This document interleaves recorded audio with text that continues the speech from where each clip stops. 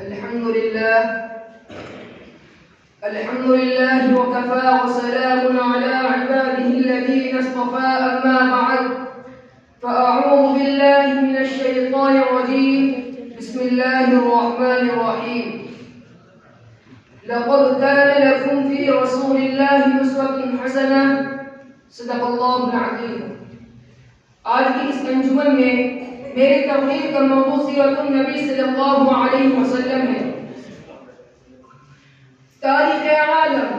سرور دو عالم صلی اللہ علیہ وسلم کے علاوہ کوئی ایسی مثال پیش کرنے سے قاصر ہے جس کی سیرت بالکل محفوظ بھی ہو اور کامل اور مکمل بھی۔ اس سیرت طیبہ کو مکمل بیان کرنا ناممکن ہے اور نہ اس کی گنجائش ہے، البتہ ان کے بعض اہم پہلوؤں کو میں آپ کے سامنے بیان کروں گا۔ دعا فرمائے کہ اللہ تبارک و تعالی ہم کی توفیق عطا فرمائے۔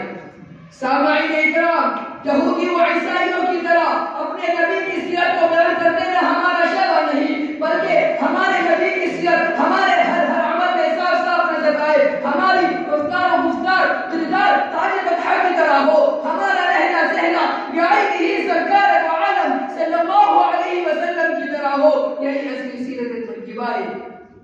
جیسا کہ علامہ انور شاہ کشمیری فرمایا کرتے ہیں کہ ایمان جاننے کا نام نہیں، ایمان ماننے کا نام ہے، یعنی کہ سرکار دو عالم صلی اللہ علیہ وسلم کی رسالت کو ہم اپنے عمل میں لائیں۔ یہی وجہ ہے کہ اللہ رب العزت نے پوری دنیا والوں سے فرمایا ہے کہ اگر زندگی گزارنا چاہتے ہو تو میرے حبیب کی طرح زندگی گزارو، اگر زندگی گزارنا چاہتے ہو تو میرے نبی کی طرح زندگی گزارو۔ چنانچہ قرآن کریم میں ارشاد ہے لقد كان لكم في رسول الله أسوة حسنة۔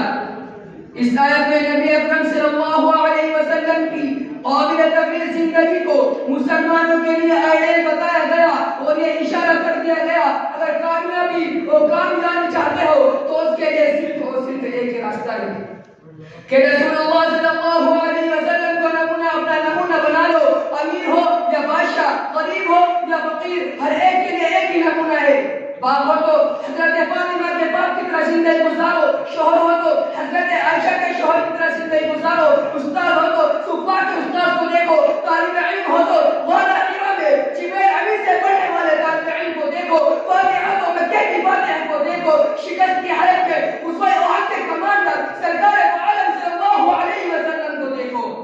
اس شخص کو دیکھو جس کے گھر میں کئی دنوں تک چولہا تک نہیں چلا۔ آقا ہو تو حضرت انس سے پوچھو کہ 10 سال تک حضور صلی اللہ علیہ وسلم کی خدمت کی، یہ بھی نہ پوچھا کہ یہ کام کیوں کیا اور کیوں نہیں کیا۔ سامعین اکرام، سیرت طیبہ کیا ہے؟ ام المؤمنین حضرت عائشہ اپنی زبانی سماعت میں فرماتی ہے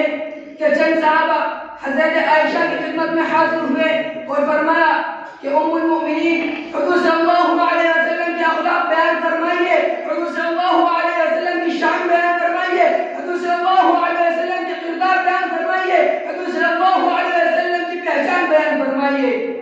ام المؤمنین اپنے جواب میں کہتی ہے کیا تم قرآن نہیں پڑھے ہوئے ہو؟ کیا خلق القرآن، میں اور آپ مکمل قرآن سے سوال کرتے ہیں کہ اے قرآن تو نے میرے نبی کی سیرت کو کہاں تک پہنچایا ہے؟ کہ محمد قرآن فرماتا ہے کہ میں نے محمد کی حق ادا کا ذکر کیا، میں نے محمد کے چہرے کا ذکر ادا کیا، میں نے محمد کی شان کا ذکر ادا کیا۔ توجہ کرے کہ جب نبی اکرم صلی اللہ علیہ وسلم کی زلفوں کا ذکر آتا ہے تو قرآن واللیل کہتا ہے، جب نبی اکرم صلی اللہ علیہ وسلم کا چہرے کا ذکر آتا ہے تو قرآن والضحى کہتا ہے، جب نبی کے سینے مبارک کا ذکر آتا ہے تو قرآن الم نشرح لک صدرک کہتا ہے، جب قرآن کی نبی کے چادر کا ذکر آتا ہے تو قرآن یا ایھا المزمل کہتا ہے، جب نبی کے شہر کا ذکر آتا ہے تو قرآن یا ایھا المدثر کہتا ہے، جب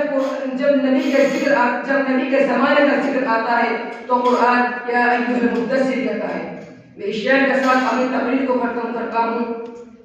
کہ ایک نام مصطفیٰ ہے جو بڑھ کر گھٹا نہیں، کہ ایک نام مصطفیٰ ہے جو بڑھ کر گھٹا نہیں، ورنہ ہر ایک عروج میں پناہ سوال کرتا ہے۔ وما توفیقی اللہ۔